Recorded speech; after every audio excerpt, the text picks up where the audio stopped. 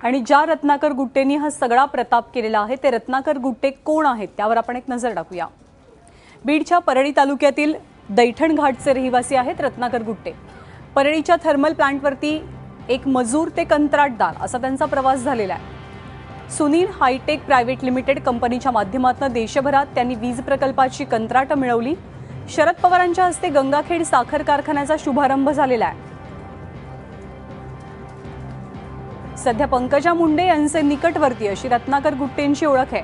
रासपच्या तिकिटावरती 2014 सालची विधानसभेची निवडणूकही त्यांनी लढवलेली होती। दरम्यान गंगाखेड साखर कारखान्याने शेतकऱ्यांच्या नावावरती काढलेलं कर्ज किती आपण पाहतोय। आंध्रा बँकेतनं 39 कोटी 17 लाख रुपये, युको बँकेतनं 47 कोटी 78 लाख रुपये, युनायटेड बँक ऑफ इंडियामधनं 76 कोटी 32 लाख रुपये, तर बँक ऑफ इंडियातनं 77 कोटी 59 लाख रुपये। सिंडिकेट बँकेची रक्कम आहे 47 कोटी 27 लाख, तर रत्नाकर बँकेतनं 40 कोटी 20 लाख, म्हणजे एकूण 328 कोटी रुपयांचं कर्ज गंगाखेड साखर कारखान्यानं शेतकऱ्यांच्या नावावरती काढलंय।